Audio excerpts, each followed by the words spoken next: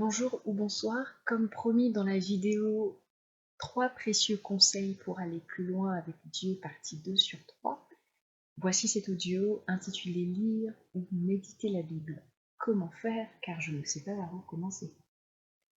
Le but de cet audio est de donner quelques conseils, certainement qui ne seront pas utiles à tout le monde parce que d'autres n'ont pas du tout de besoin d'un quelconque conseil à ce sujet-là, et bien pour ceux qui sont concernés, qui en ont besoin, cet audio vous est dédié et j'espère qu'il vous sera utile. Lire ou méditer la Bible, est-ce qu'il y a une différence? On peut admettre que oui, la lecture étant, tu lis simplement une information, tu lis. Une méditation, méditer, en général, a la notion de réfléchir sur, revenir, prendre le temps, s'attarder sur. Il y a une des définitions que j'aime bien du mot méditer dans le dictionnaire Larousse, c'est réfléchir profondément sur quelque chose. Je trouve que ça peut être intéressant. Donc réfléchir profondément sur ce que l'on lit. Et oui, le croyant doit méditer, doit lire les écritures contenues dans la Bible. Maintenant, il faut que je précise une chose en termes de conseils. Premier conseil d'abord, il faut que tu lises avec la bonne conscience, c'est-à-dire, qu'est-ce que la Bible? Si tu lis la Bible ou tu médites simplement dans le sens de vous dire je lis parce que c'est ce qu'on m'a dit qu'il faut faire et que le chrétien doit faire ça, bon, je le fais, je fais ma lecture du matin, je fais ma lecture du soir, c'est ce qu'on m'a dit de faire, bon, je le fais, comme ça ce sera fait. Je pense pas que ça te sera utile. Il faut que tu le fasses avec la conscience, une conscience différente. Que c'est un des canaux, une des manières par lesquelles tu seras amené à connaître Dieu autrement. Parce qu'en réalité, cette Bible est un recueil de plusieurs livres, le livre de Genèse, d'Exode, de Lévitique, de Nombre, de Matthieu, de Jacques, de Jean, beaucoup d'autres, de beaucoup de différents livres qui ont été inspirés par le Saint-Esprit et au travers desquels tu y liras les expériences des hommes avec Dieu, ce qui te permettra de connaître les différentes facettes de Dieu. En plus de celles qu'il te révélera personnellement, en plus de celles que tu expérimenteras personnellement. Tu en apprendras des conseils. Comment marcher, ce que Dieu attend dans diverses et diverses autres situations. Tu auras des modèles à imiter. Et parmi les modèles, je pense très exactement à un modèle, celui de Jésus. Je vais le donner dans un autre point, en termes d'autres conseils, un peu plus tard. Donc déjà, avoir cette conscience, c'est-à-dire que ce n'est pas simplement un livre que je lis, mais c'est un livre qui a été inspiré par Dieu et au travers duquel le Saint-Esprit peut venir m'éclairer et est désireux de venir m'éclairer. Ça, c'est un premier point au niveau de ta conscience. Un deuxième conseil que je donnerais, réalise que ces livres, donc ces différents livres qui sont regroupés dans un livre qu'on appelle la Bible, ont été écrits à différentes époques, à différentes personnes, donc ne t'étaient pas forcément adressées. Je donne un exemple concret. L'épître aux Corinthiens, numéro 1, ne t'a pas été écrite à toi, elle est écrite à des gens qui habitaient à Corinthe à l'époque, n'est-ce pas? Et donc pour que toi et moi nous puissions réellement saisir le sens de l'épître aux Corinthiens et surtout comment ça s'applique à ta vie aujourd'hui dans différentes situations, nous avons besoin de celui qui était présent lorsque l'auteur de cette épître, donc Paul, écrivait aux Corinthiens, c'est-à-dire le Saint-Esprit. Deuxième conseil, et peut-être même le plus important, nous avons besoin de méditer, de lire les Écritures avec l'aide du Saint-Esprit, en nous appuyant en lui demandant, Saint-Esprit, qu'est-ce que ça veut dire? J'ai lu ça, je ne comprends pas, ça veut dire quoi? Qu'est-ce que ça veut dire? Ce passage veut dire quoi? Et tu vas voir combien il va venir t'éclairer, tu vas voir combien il va venir changer ta manière de voir. Sur un verset, un passage qui était peut-être anodin, qui ne voulait peut-être rien dire, eh bien il va venir t'accorder des délivrances, faire tomber le voile de tes yeux par rapport à des manières que tu as de penser, par rapport même à des projets que tu as. Et j'ai tant de témoignages d'endroits où j'ai été renouvelée dans mon intelligence en lisant ma Bible, que ce soit dans le train, que ce soit chez moi. Et là, je savais que je lisais pas toute seule parce que j'ai vu le Saint-Esprit venir avec sa lumière me montrer. Tu vois ce que tu as lu là, dans ta vie, ça s'applique comme ça. C'est exactement le même chemin. Et pourtant, ce n'était pas les mêmes choses que je vivais. Mais il me montrait que le principe qui a entraîné ces personnes vers la chute de telle manière, qui les a éloignées de moi de telle manière, c'est exactement le même principe dans tel aspect de ta vie. Et là, on est éclairé, on est changé. Donc, il y a besoin de dépendre du Saint-Esprit. Lire la Bible pour lire la Bible sans le Saint-Esprit, sans rechercher la communion avec le Saint-Esprit pendant que nous la lisons, on risquerait d'avoir une grosse tête. C'est-à-dire que par grosse tête, j'entends remplie de plein de choses, mais pas avec cette vie que communique le Saint-Esprit. Donc tu as besoin du Saint-Esprit, j'ai besoin du Saint-Esprit pendant que nous lisons. Et sincèrement, pose tes questions au Saint-Esprit et il va t'étonner. Ça va même grandir ta conscience qu'il est là et qu'il est présent. Je te donne un témoignage personnel. Je lisais un jour un livre, l'Épître aux Romains. À un moment donné, il est dit que Dieu, donc je ne te dis pas l'endroit, le chapitre, on s'est dit pour que tu ailles par curiosité toi-même aller lire l'Épître aux Romains, toute la lettre aux Romains, pour tomber sur ce passage. Il est dit que Dieu a aimé Jacob et qu'il a haï, du verbe haïr, Ésaü. Et je sais que Dieu ne hait pas les gens, alors comment est-ce que ça pouvait être écrit? Et j'avais tellement été travaillée par ça, et j'ai demandé simplement au Saint-Esprit, ça veut dire quoi? Comment est-ce qu'il peut être écrit que tu as aimé Jacob et tu as haï Ésaü, Ésaü, ça veut dire quoi? Je l'ai fait dans ma chambre, c'était très exactement en 2012, il y avait personne avec moi.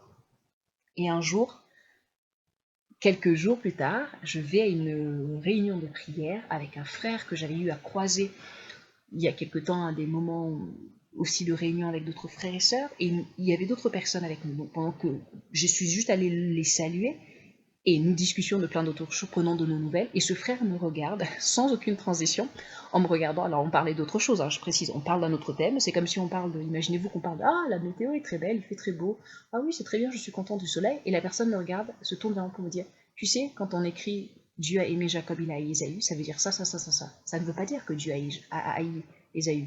Et j'étais tellement frappée, parce que là, je savais que c'était Dieu. Je savais, il n'avait aucune idée. Pourquoi m'a-t-il dit ça à ce moment-là? Il ne savait même pas pourquoi il lui disait. La preuve en est, dès qu'il a fini de me donner l'explication, il est retourné au sujet dont nous abordions avant. Et c'était tellement merveilleux pour moi de me rendre compte, waouh, quand je lis ma Bible et que je suis toute seule et que je pose des questions, le Saint-Esprit est vraiment là et il m'entend réellement et il peut aussi me répondre par ce moyen, oui. Et ça, autant dire que ça forcément m'a donné encore plus envie de creuser, de lire les Écritures. Donc concrètement, tu ne sais pas lire, je ne sais pas par quel chapitre commencer. Est-ce qu'il y a des livres particuliers qu'il faut que je lise en premier? Est-ce qu'il y a des parties de la Bible qu'il faut que je lise en premier? Ma réponse, c'est que la mienne, je te dirais pas forcément. Mais si tu ne sais pas par exemple comment lire, fais simple. Ne te cherche pas d'excuses ou de difficultés, fais simple. Donne-toi des objectifs et lis. Commence simplement ta lecture. Commence ta lecture, commence ta lecture. Mais au fur et à mesure que tu lis, pose-toi les questions. Je m'explique. Je vais donner un exemple que j'aime beaucoup. Il est dit de Jésus qu'il a paru comme une lumière afin que ceux qui croient en lui ne marchent plus dans les ténèbres.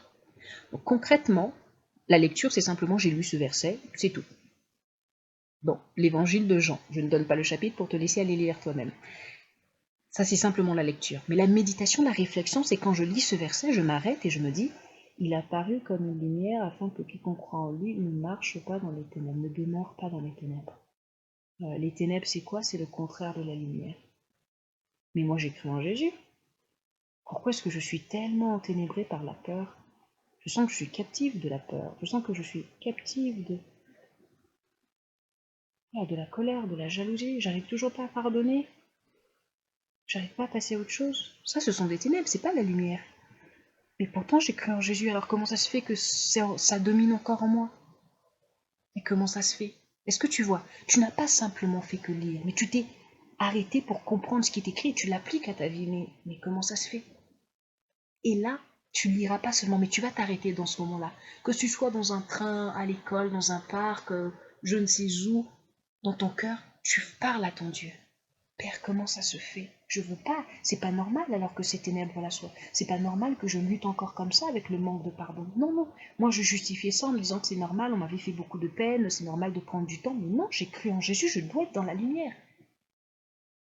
Tu es réellement en train de réfléchir sur ce que tu lis et tu aspires parce que c'est vrai, c'est vrai, c'est vrai, ces hommes ont été inspirés par Dieu, donc tu dois l'expérimenter et tu refuses. Là où il y avait peut-être une justification, oui mais bon j'ai beaucoup souffert, on m'a quand même trahi, donc c'est quand même normal que je prenne du temps à pardonner. Non, là tu refuses en te disant ce n'est pas normal. Jésus a dit qu'il est la lumière du monde et je crois en lui, je ne dois pas être dans des ténèbres. Vois-tu combien c'est merveilleux? Il y a un processus qui s'opère en toi. Et plus tu feras ainsi, plus tu verras le Saint-Esprit sincèrement venir te prendre la main et t'éclairer. Il va te faire comprendre des choses. Et tu feras un pas vers lui et il en fera d'autres. Et il y aura de plus en plus la soif de lire la Bible. La soif de lire. Et tu trouveras ça tellement intéressant. Tellement intéressant. par quel livre commencer, quel livre lire. Donc comme je disais, fixe-toi simplement des objectifs. Tu te rends compte que je n'ai jamais lu la Bible en entier. Commence, prends un livre, tu commences à lire. Tu lis chapitre après chapitre, après chapitre, après chapitre. Après chapitre, après chapitre, et ne lis pas en te disant je lis un chapitre par semaine. Non, sois quand même plus actif. Tu peux te fixer pour objectif un chapitre par jour. Et plus tu avanceras, tu te rendras compte, j'ai fini le premier chapitre, j'ai envie de lire la suite. Et lis plus d'un chapitre. Continue, continue, continue comme ça avec persévérance.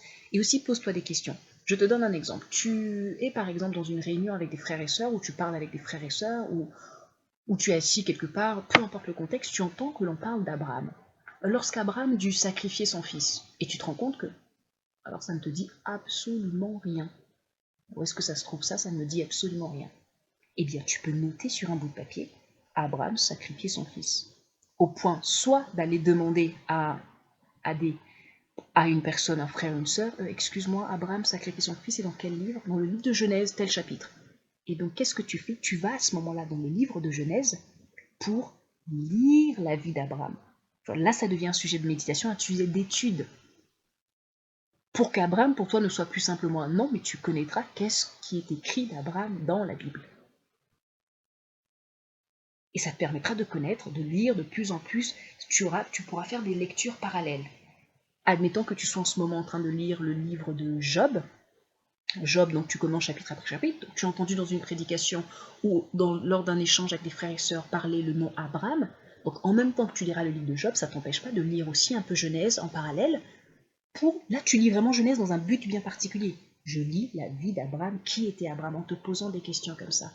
Tu entends des gens parler ou tu lis quelque part Ruth. Qui était Ruth? Va chercher pour lire Ruth. Tu verras que c'est très intéressant. La Bible est très très intéressante. Elle est très riche. Déjà, c'est un livre d'histoire qui nous relate des faits historiques, mais elle est tellement plus enrichissante lorsqu'elle est lue avec le Saint-Esprit. Mais au début, je te dis, commence simplement comme ça. Tu verras, plus tu vas évoluer, plus tu vas voir le Saint-Esprit faire en toi, et ça sera glorieux. Et un autre conseil, si je peux donner, c'est, par exemple, en tant que chrétien, nous sommes chrétiens donc comme le Christ, comme des petits Christ, comme l'était Jésus le Christ, ça veut dire que nous sommes comme lui. Donc nous sommes appelés à l'imiter. Paul va dire, demander à ce qu'on l'imite comme lui-même il imite le Christ. Il faut qu'on soit concret, toi et moi, nous n'avons pas vu Jésus physiquement habiter au milieu de nous, marcher avec nous, parler aux gens, non. Je n'ai pas vu Jésus physiquement en train d'aller guérir les malades, de toucher les gens, de réagir, non. Comment fais-je pour imiter quelqu'un que je n'ai même pas vu et dont je n'ai même pas le récit de la vie? Évidemment, le Saint-Esprit en nous nous y conduit, c'est vrai. Mais en plus de cela, ou en parallèle de cela, ou avec cela, tu as besoin d'aller lire encore et encore le récit de la vie de Jésus. C'est pas le récit total de sa vie, de tout ce qui s'est passé dans sa vie, il est clair, mais le peu que les hommes ont pu écrire. Parce que quand tu lis dans l'évangile de Jean, Jean dit carrément que Jésus a fait beaucoup plus de choses qui ne pourraient pas être contenues dans des livres. Donc certainement que ce qui est écrit dans l'évangile de Matthieu, Marc, Luc, Jean ne sont pas les... Il y a beaucoup plus de choses que Jésus a faites. Mais nous avons là, on va dire, ce qui nous est utile et ce qui nous est utile. Donc tu peux te poser par exemple la question, je suis chrétien, je dois être comme Jésus. Mais Jésus était comment? Jésus parlait comment? Eh bien, lire à ce moment-là, Matthieu, Marc, Luc, Jean, simplement en ayant en tête comment est-ce que Jésus parlait. C'est un sujet de méditation, d'étude, de réflexion. Et une autre fois, comment est-ce que Jésus était dans sa communion avec le Père? Quelle était la vie de prière de Jésus? Est-ce que Jésus priait une fois de temps à autre? Comment ça se passait? Eh bien, je vais encore relire. Et oui, relire, relire, relire. Avec des thèmes comme ça. Et ça sera tellement plus... Tu vas pas le lire simplement, j'ouvre ma Bible. Bon, Dieu, si tu veux que je lise un passage, là où je vais tomber, c'est là où tu veux. Ouf, je tombe là-dessus, j'ouvre ma Bible, je tombe dessus, donc c'est ça.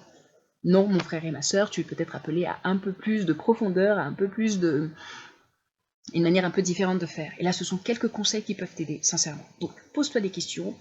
Sur quelles questions est-ce que... Tu as forcément des questions que tu te poses. Il y a des... je ne sais pas, moi. Comment fait-on par rapport à la peur? La peur, comment on fait pour résister à la peur? Quels sont les dangers de la peur?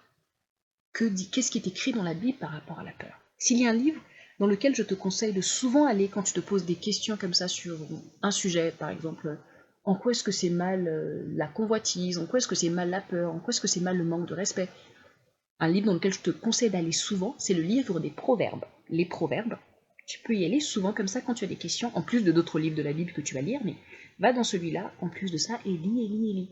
Fixe-toi des objectifs, par exemple, te dire, en plus de ma lecture personnelle, c'est-à-dire chaque chapitre que je lis actuellement le livre de Job, donc Job 1, Job 2, Job 3 jusqu'à la fin, je peux décider aussi chaque jour de lire en plus de ça un autre livre comme les psaumes ou comme les proverbes. Les psaumes pour y voir parce que tu as tellement de descriptions de Dieu, de qui est Dieu, ce qu'il a fait, ce qu'il est capable, la manière dont il domine sur la nature lui est soumise, c'est tellement glorieux.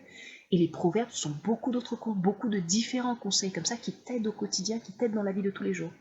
Tu lis un proverbe, tu t'arrêtes sur un proverbe et tu réfléchis dessus et tu médites dessus dans le but de l'appliquer, de le mettre en pratique. Bon, finalement, c'était un bref audio qui n'a pas été aussi bref que ça, et j'ose espérer que ces conseils te seront utiles afin de lire et de méditer la Bible si tu ne savais pas par où commencer et que finalement ça ne te motivait pas forcément de le faire. Là, j'ose espérer que tu n'as plus d'excuses. En plus de ceci, je te conseille de suivre les audios, 3 précieux conseils pour aller plus loin avec Dieu. Que mon Seigneur Jésus te bénisse et qu'il éclaire ton entendement, ta compréhension des choses. À très vite.